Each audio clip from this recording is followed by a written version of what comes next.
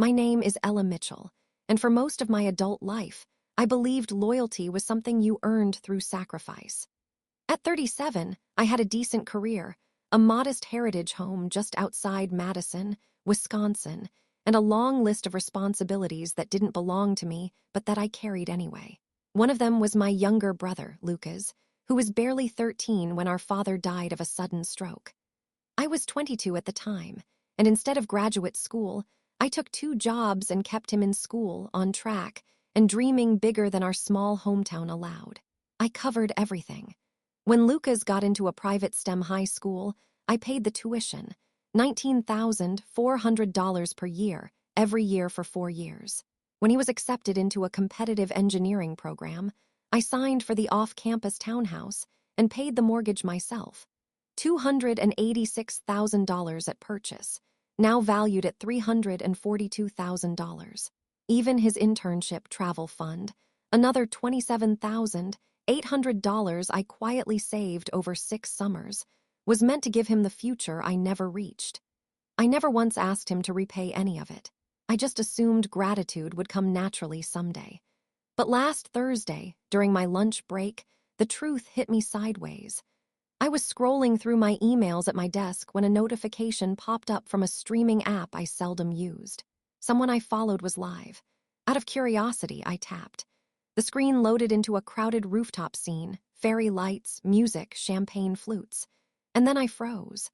There was Lucas, my Lucas, on one knee in a navy suit, sliding a ring onto the hand of Sienna Cole, the social media darling he'd been dating for barely 5 months. The livestream chat exploded with comments like "finally" and "power couple unlocked." I watched applause, fireworks in the background, and a caption floating across the screen. "Engaged. New chapter begins." My stomach hardened like cement. No call, no text, no acknowledgement that the sister who raised him even existed. Not a single person in that entire crowd knew I had poured nearly $500,000 into his life. I sat there breathing through the sting, trying to swallow back the disbelief clawing at my chest. But the worst part wasn't the surprise engagement. It was the quick, smug glance Sienna gave into the livestream lens, as if sending a message directly to someone she didn't need to name. Someone like me. For the first time in years, I closed the app with shaking hands. Because if something this big happened without me, then clearly the life I built for him was already being rewritten without my participation. And I had no idea how deep that cut was about to go. I thought the livestream ambush was the betrayal. I didn't know the real blow would come when I tried to congratulate him and heard what they truly thought of me. That evening, after pacing my living room for nearly an hour, I finally decided to call. Not to argue, not to demand answers, just to understand why I had been erased from something so life-changing. I dialed Lucas once. Straight to voicemail, tried again. Same result. On the 4th attempt, the call finally rang, but instead of his voice, a bright, sugary tone filled my ear. "Lucas can't talk right now," the woman said. It was Sienna. I kept my voice steady. "Please put my brother on." A soft laugh, one that didn't bother hiding the edge beneath it, crackled through the speaker. "Ella, right? Look, it's been a long day, and Lucas doesn't need stress tonight." "I didn't know he was getting engaged," I said plainly. "That's because he didn't want to make a big deal out of it," she replied. "He wants privacy, independence, space from the past." The past? That was her polite way of saying me. Before I could respond, I heard faint movement and then my brother's voice somewhere in the background. "Sienna, who is it?" She didn't hand him the phone. She didn't even cover the speaker. "It's your sister," she said loudly, as if she wanted me to hear every syllable. "She's upset, again." Again, my jaw clenched. "Let me talk to her," Lucas said. "No," she snapped. "This is exactly the behavior we talked about. Always calling, always checking, always hovering. You're not a kid anymore." My pulse hammered. "I'm asking for one conversation, that's all." At last, Lucas's voice came on, soft but strained. "Ella, maybe it's best if we keep some distance. You've managed my life for so long. I need to build something on my own now." "Lucas," I said quietly, "everything I did was to give you choices, not control you." There was a pause, long enough that I thought maybe something in him cracked. But then Sienna's voice cut in, close to the receiver. "He agrees with me. You make him feel indebted. It's pathetic. The word dropped like a stone. Pathetic. It wasn't the insult that stung, it was how easily Lucas let it hang in the air without defending me. You're building a future with me now, she continued. Not her. And for the record, all that stuff she paid for. We're refinancing the townhouse next month, and Lucas will get approved easily. So we won't be needing her financial strings. Strings. The same word Lucas used when he was 16 and didn't want a curfew. Only this time he was fully grown, and someone else had handed him the vocabulary. I swallowed hard. If that's really how you feel, then tell me yourself, not through someone else. But instead of answering, Lucas whispered something too low for me to catch, and then the line went dead. The screen showed call ended, but the conversation replayed violently in my head. Pathetic. Strings. Distance. I stood there in the quiet of my living room, staring at the phone, realizing this wasn't a misunderstanding. It was a message. A declaration, even. They didn't want me involved anymore. Not in decisions. Not in celebrations. Not in the life I'd spent years holding together. What they didn't know, what they couldn't possibly anticipate, was that I was about to give them exactly what they asked for. They wanted freedom from me. They were about to learn what life looks like without the foundation I built beneath them. I didn't sleep that night, not out of anger, but clarity. A strange, steady calm settled over me as the hours passed. By dawn, I had accepted something I should have realized years ago. If Lucas and Sienna truly believed my support was a string, then I needed to cut every single one. The first step was honesty with myself. For over a decade, I had been funding a life that wasn't mine. The townhouse Lucas lived in.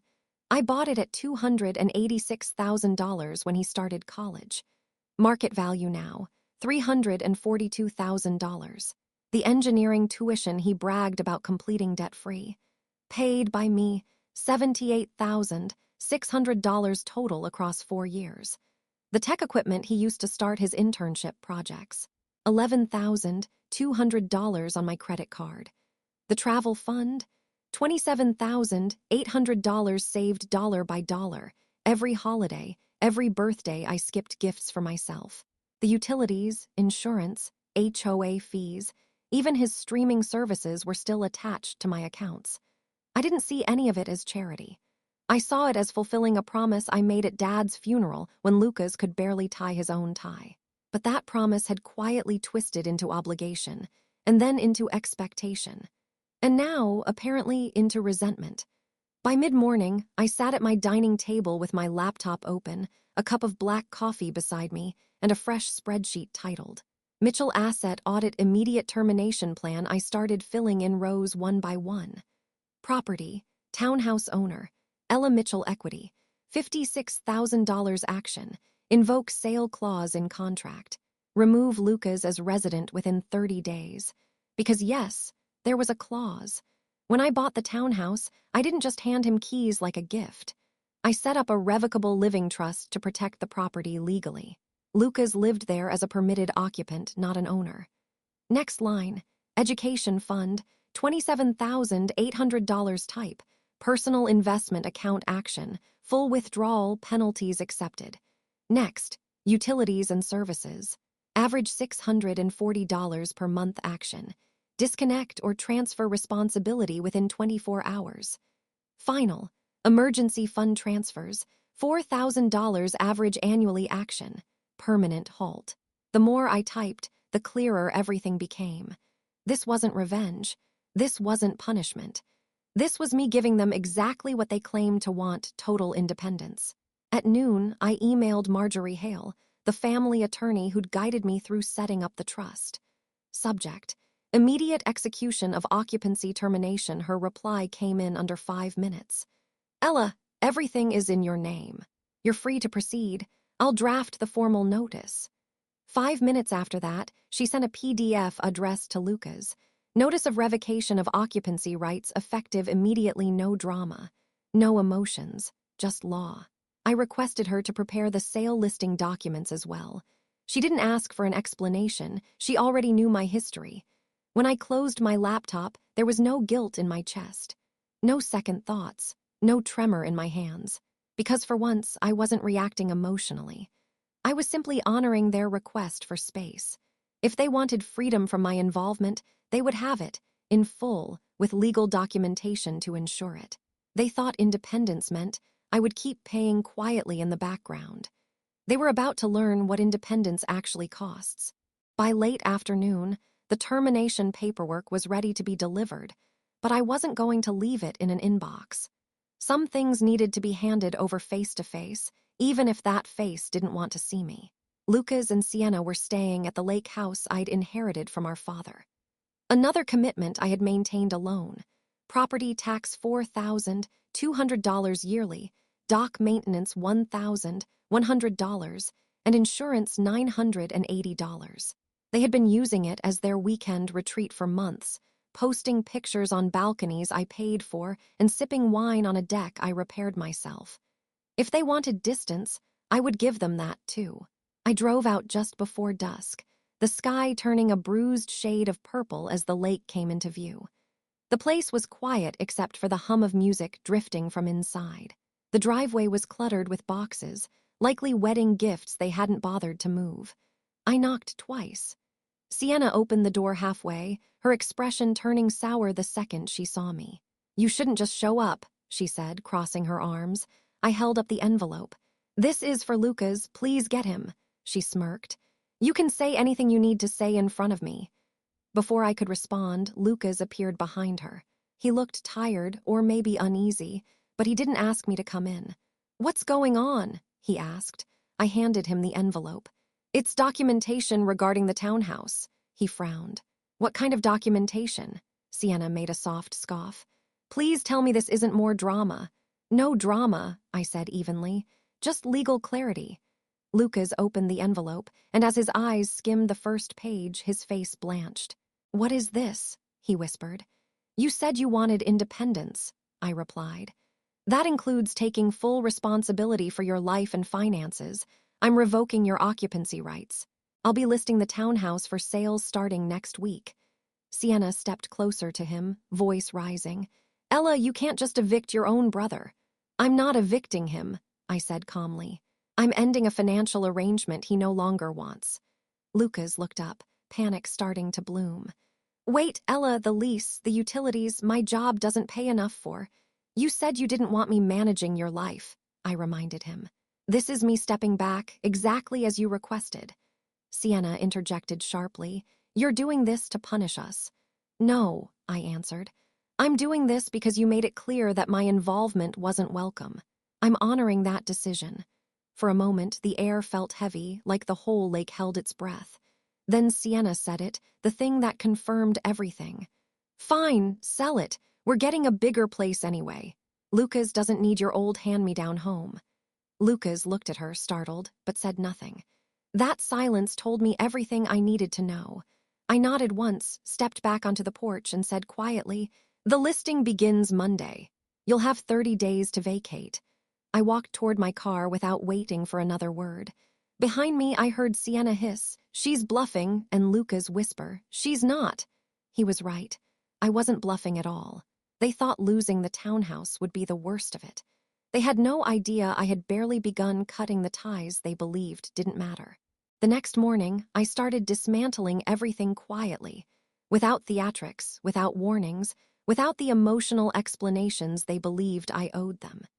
Independence was their request. I was simply filing the paperwork that made it real. First, the utilities. I logged into the county energy portal and transferred the entire profile, electricity, heating, water, out of my name. The system generated a red banner notice. Service will discontinue in 48 hours unless a new party claims the account. Next, I removed my credit card from the townhouse insurance policy. That triggered an automatic cancellation unless the account holder updated payment within 2 days. I doubted either of them even knew the policy existed. Then I tackled the digital services. Streaming bundles, cloud storage, high-speed internet, shared software licenses, the home security subscription, every single one had my card on file. Every single one was removed. By noon, the townhouse was about to become a modern cave, offline, uninsured, unpowered, unprotected. After that, I turned to the financial ties I hadn't touched in years. There was a secondary emergency account I'd set up when Lucas was in college, something he never knew the true numbers of. It held $12,400, replenished slowly over time to backstop any catastrophe he might have. I withdrew the entire amount and closed the account permanently. My last step was the tech equipment lease I had co-signed for him a year ago, worth roughly $11,200 in hardware. The contract allowed the primary payer, me, to terminate early by returning the equipment to the issuing company. The penalty for early closure was steep, close to $900, but it was my penalty, and I absorbed it without hesitation. The representative on the phone confirmed, "We'll send a return kit to your address. Once the equipment is received, his access will end immediately." Perfect. Within an hour, another part of Lucas's independence vanished. By evening, I had one task left: delivering documentation to the local registrar confirming I would no longer be the legal guarantor on any of Lucas's state residency-linked programs. This included benefits, housing aids he once qualified for during school, and scholarship programs tied to my income status. The clerk skimmed the documents and said, "You're fully detached. Nothing connects you financially after today." Exactly what I needed. When I returned home that night, my living room felt different, not emptier, not colder, just mine. A space no longer tied to responsibilities I didn't choose but inherited. I brewed tea, sat on the couch, and for the first time in years, felt the weight on my shoulders shift. Not ease completely, just shift. Because while I had finished severing my end of the rope, I knew Lucas and Sienna had no idea how quickly their reality was about to collapse. I didn't need revenge. Not when the truth of independence was already doing the work for me. They hadn't even noticed the changes yet. But the moment the power shut off, the insurance lapsed, and the devices locked, they would learn exactly what my support had been worth. 2 days later, the consequences began to surface, quietly at first, then all at once. At 7:12 a.m., my phone buzzed with a number I didn't recognize. I let it ring out. A minute later, a text followed. "Ella, the power's out. Internet too. Can you call the company?" Signed, Lucas. I didn't reply. An hour passed. Then another text came in, this time more frantic. "They said the accounts are inactive. They won't talk to me because it's not in my name. Can you reconnect it?" Again, silence from my end. It wasn't cruelty. It was boundaries he insisted he wanted. By noon, my phone began to ping nonstop. "Sienna's panicking. We have important deadlines. Why would this happen now? Did you change something?" I placed the phone face down and continued reviewing a marketing proposal for my job.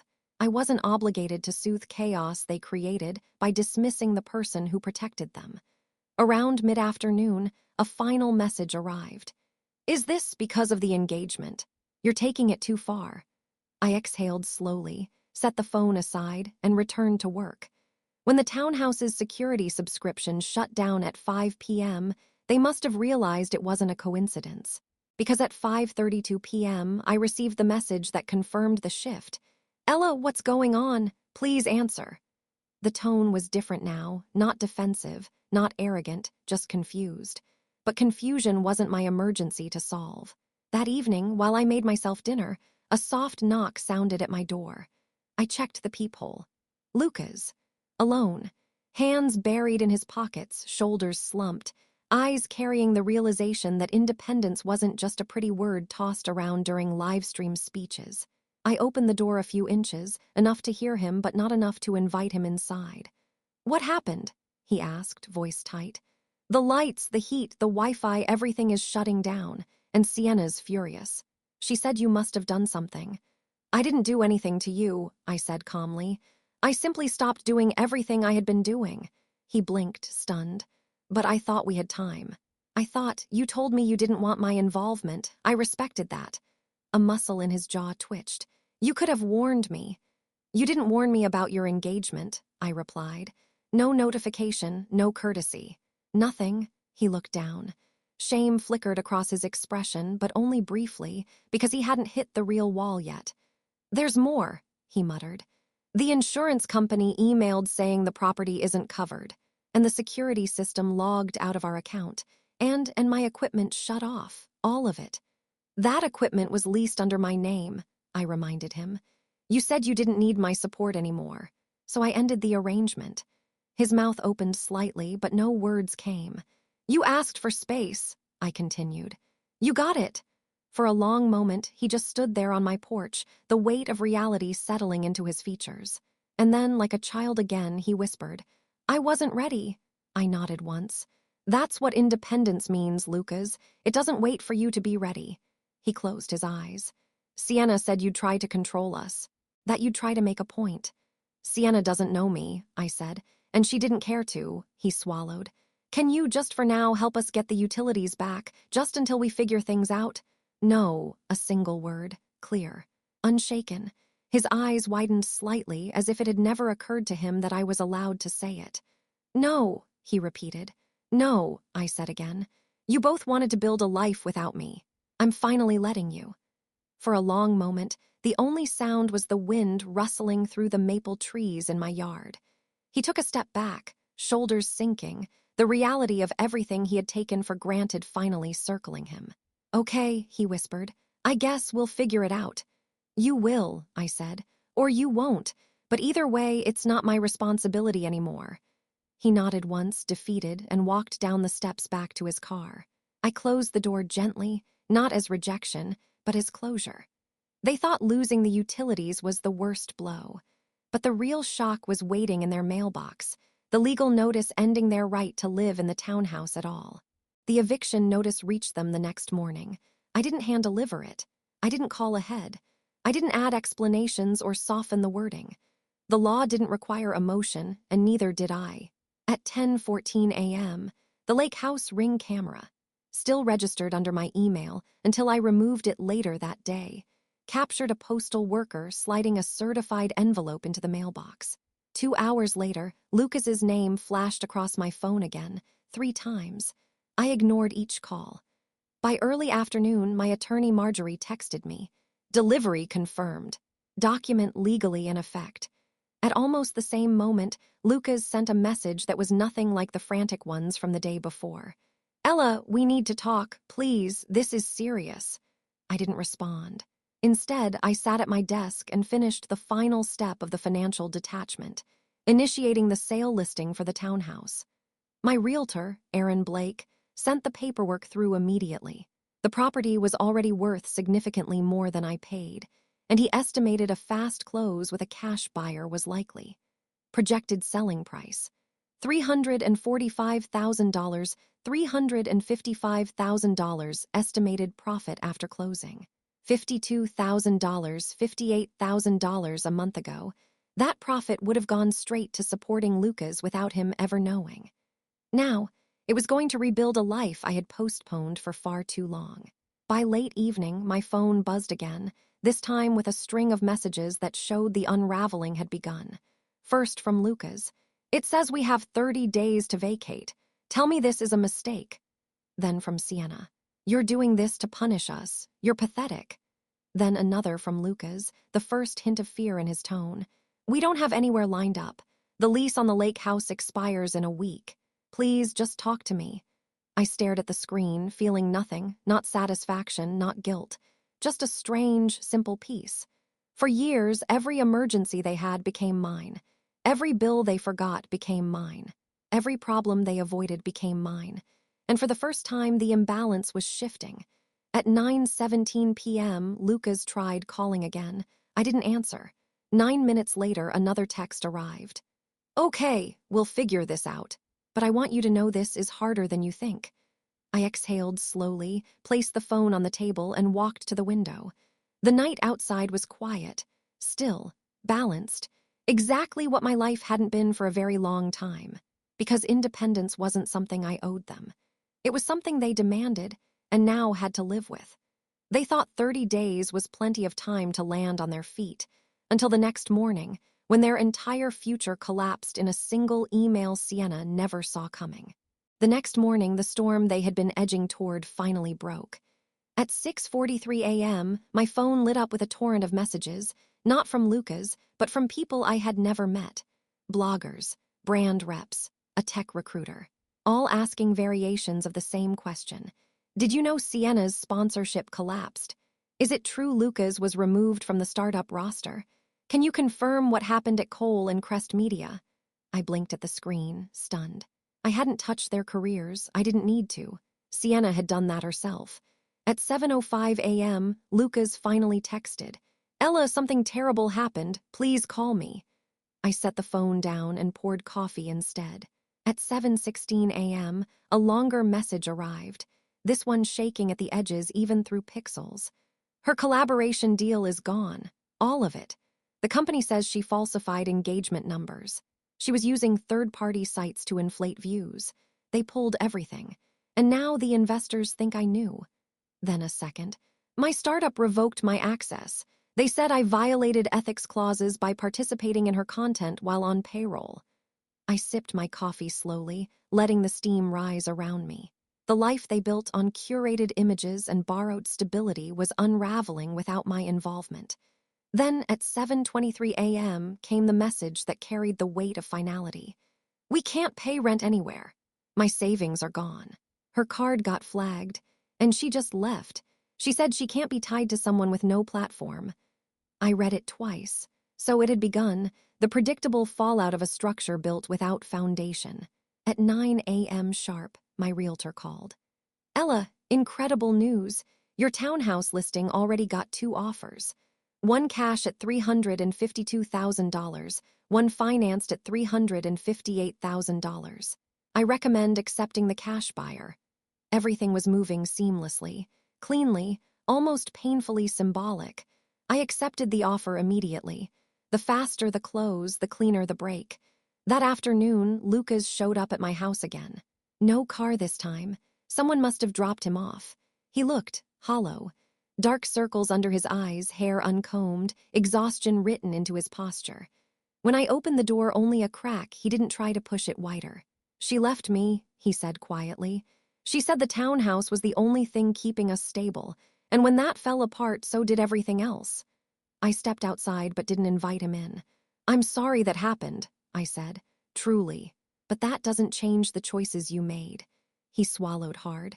I know I messed up. I listened to the wrong person. I said things I didn't mean. But Ella, I have nowhere to go."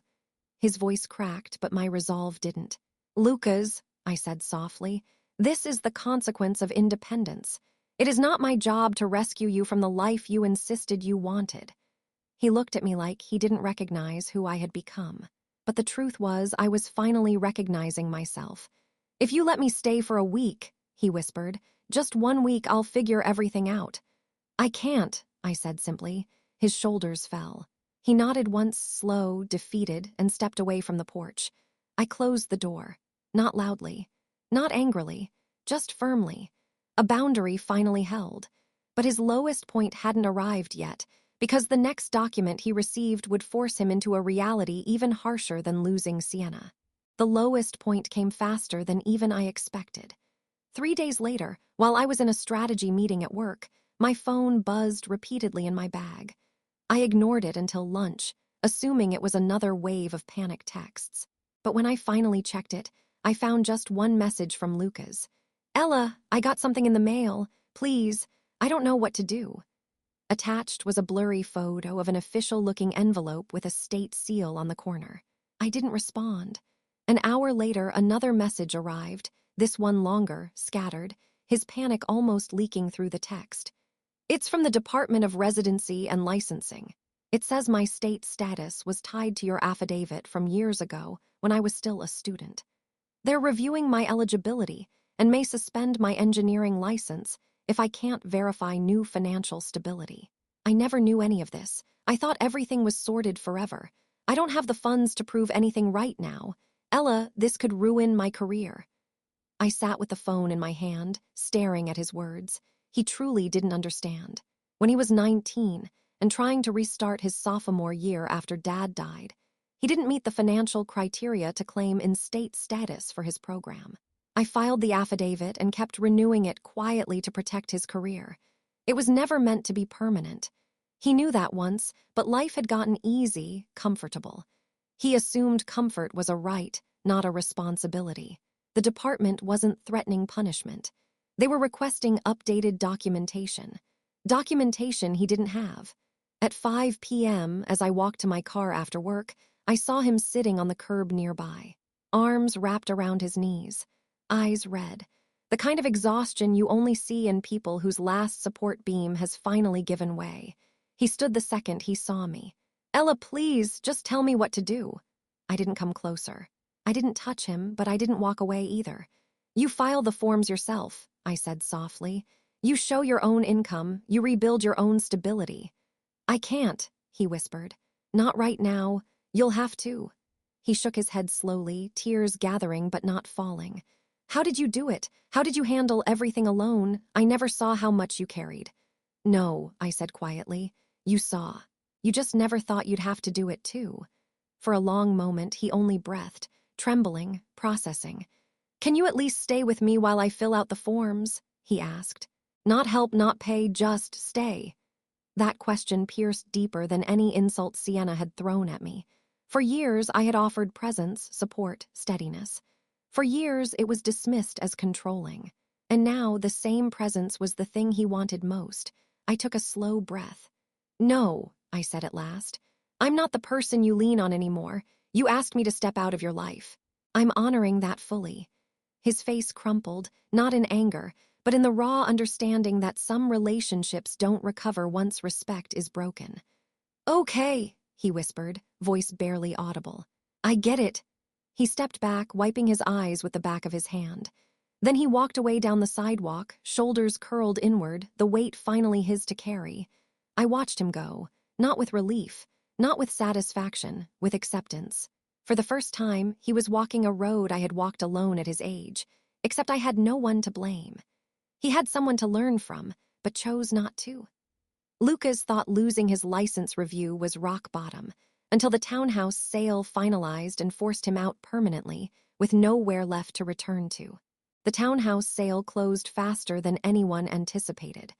A cash buyer moved with stunning speed, and within 9 days, the final documents were signed. Aaron, my realtor, called just after 3 p.m. with the update. "It's official, Ella. Funds are in escrow. Your net profit is $54,700 after fees. The buyers want possession by Friday." Friday. That meant Lucas had 3 days left. 3 days before the last physical piece of security he had was gone. I hung up the phone and stared out the window for a long minute. I didn't feel triumphant. I didn't feel heartless. I felt steady, decisive, aligned with a boundary I should have set a decade ago. That night, as I was slicing vegetables for dinner, my phone buzzed again, Lucas. I didn't answer. He called a second time, then a third. Finally, he sent a text. "They said the house is being turned over on Friday. Is that true?" I dried my hands on a towel and replied with a single word. "Yes." The typing bubble appeared instantly. "But I still have things inside. My clothes, my tools. My documents, my entire life is in there." Another message, seconds later. "I don't have a place lined up yet. Can I have more time? Just a week." Just a week. Just like he had asked for at my doorstep. Just like he had expected for years. Extensions, exceptions, safety nets he didn't have to earn. "No," I typed. "The buyers take possession Friday morning. You need to remove your things before then." The reply came fast. Too fast. Desperate. "Ella, please, I can't do this. I don't have anywhere to take them. I'm staying in a coworker's guest room, but they don't have space. Then another bubble. "I don't even have a car anymore." I froze for a moment. "What happened to your car?" I asked. His answer came through as a long paragraph, fragmented. "It got repossessed. I missed 2 payments. I didn't have enough after everything fell apart with Sienna, and then the insurance lapsed when everything else shut off. I thought I'd figure it out before it got this far." A pause. "Then I don't know how to get my things." His words hit differently this time, not as manipulation, not as guilt, but as someone who finally saw the cost of choices made blindly. Still, sympathy didn't erase truth. "You have 2 days," I replied gently. "Ask a coworker with a truck, rent a storage unit, do what adults do when they have to start over." There was no typing bubble after that, just silence. 2 hours later, as I was reading on my couch, a knock sounded at the door. I wasn't surprised. It was how these days went. but I checked the peephole anyway. Lucas stood there, arms crossed tightly against the cold, wearing a backpack that looked heavier than him. I cracked the door open. He didn't try to enter. He didn't even step toward me. He just stood there, shivering slightly. "I'm not here to ask for anything," he said. "I just wanted to say something before Friday." I waited. His voice was rough, the words raw. "I thought you were controlling me all these years, but really, you were holding up the parts of my life I didn't want to look at. And when I cut you out, everything I ignored just fell on top of me." I swallowed, but said nothing. "And I know you're done. I know there's no place for me in your life anymore. I earned that. He paused, struggling. "I needed to tell you I'm sorry, not because I want something, just because it's true." For the first time in this entire ordeal, he didn't sound like someone seeking rescue. He sounded like someone who understood loss. I nodded once. "Thank you for saying that." He looked down, nodded back weakly, then stepped away from the porch. "Goodbye, Ella. Goodbye, Lucas." I closed the door gently, not in finality, not in anger, in acceptance. Some doors aren't slammed shut. They're simply no longer needed. But even with the sale closing, the utilities gone, and the engagement collapsed, the final piece of this story was still ahead. The moment I finally stepped into a life that wasn't tied to anyone else. The Friday handover came and went with quiet precision. I received a notification at 11:02 a.m. "Property transfer complete." Just 2 words. But to me, it felt like a final thread sliding free from years of responsibility that hadn't been mine to bear. That afternoon, I packed an overnight bag, not because I needed to escape anything, but because for the first time in my adult life, I could simply go somewhere without asking who needed me, who depended on me, who might fall without me. I booked a last-minute cabin at a trail retreat in northern Minnesota, a place I hadn't visited since before our father died. Back then, I came with friends from my engineering program, dreamers, planners, people with bright futures and open maps. I had given up that map when Lucas needed one. Now, for the first time, I unfolded a fresh one for myself. The cabin was small, 1 room, cedar walls, a wide window overlooking pine trees dusted with early snow. No television, no notifications, no crisis, just quiet. I sat on the wooden porch with a mug of hot coffee, the air sharp against my face, and breathed in a peace I hadn't allowed myself in over 15 years. My phone buzzed once. A voicemail from a number I didn't recognize. I let it sit, untouched. Instead, I opened my journal, a thin one I kept meaning to fill but always abandoned halfway through. On the first page, I wrote, "I am not responsible for building anyone else's adulthood." The words didn't feel harsh. They felt like truth, simple, grounded truth. That night, I hiked a trail that wound around a frozen lake. The moon reflected off the ice like a silver ribbon. My boots crunched softly over the snow. My breath came in slow clouds, and it hit me with the kind of clarity only silence brings. For years, my life had been a long list of emergencies, none of them mine. Every decision was reaction, sacrifice, duty. Not one decision was built on desire. But standing under that moonlit sky, I felt something unfamiliar, a spark. Small but real, the beginning of wanting something for myself. The next morning, I made a choice without hesitation. I extended my stay, 3 days, then 5, then a full week. I joined a guided hike. I sat in on a workshop about goal setting for professionals transitioning into new stages of life.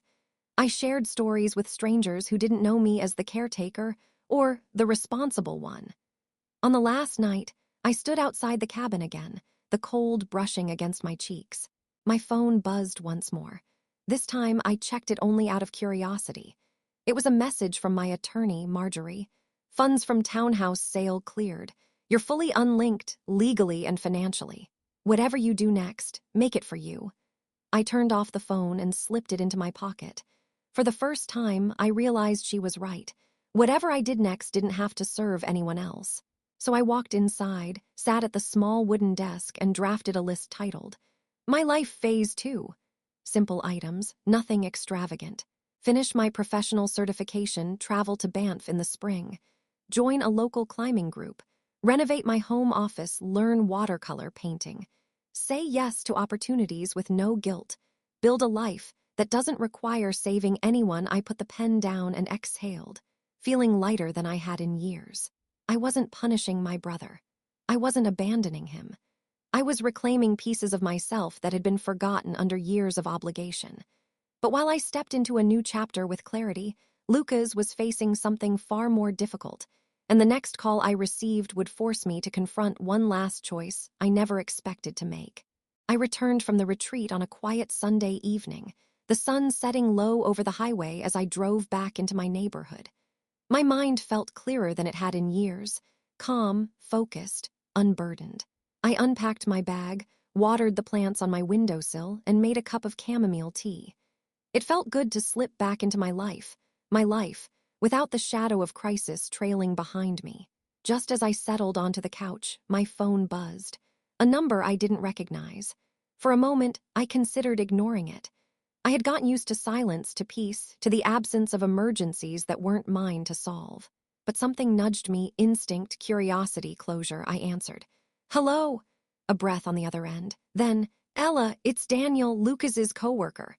I sat up, the name unfamiliar but the tone unmistakable, gentle, concerned, hesitant. "He asked me to call you," Daniel continued, "because he didn't want to bother you again." My chest tightened, not from fear, but from the unmistakable shift in the air. "What happened?" I asked. "He didn't want to stay with the others anymore.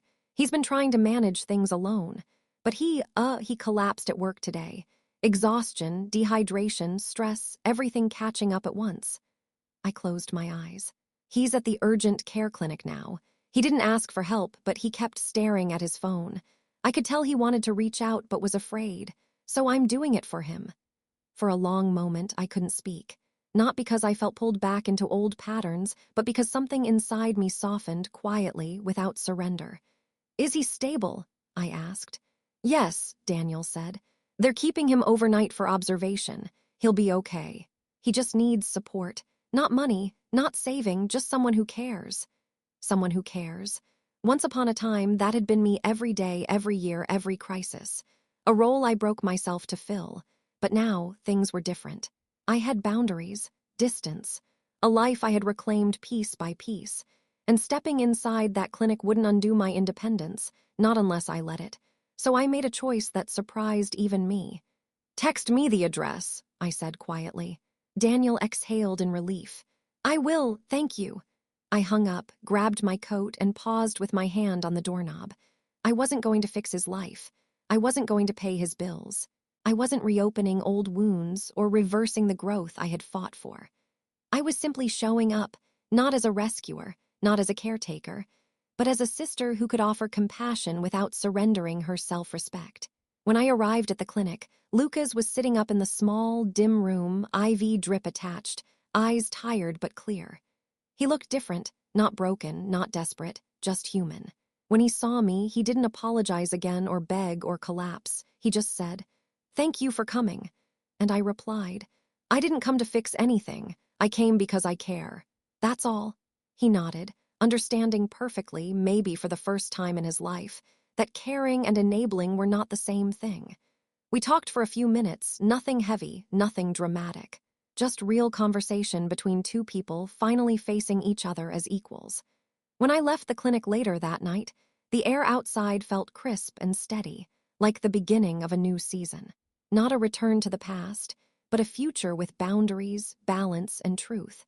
As I got into my car, I realized something important. I hadn't lost a brother. I had lost the illusion that I needed to sacrifice myself to keep him safe. And in letting that illusion go, I finally found peace, the kind that doesn't depend on anyone else's gratitude or approval. This time, the independence belonged to both of us.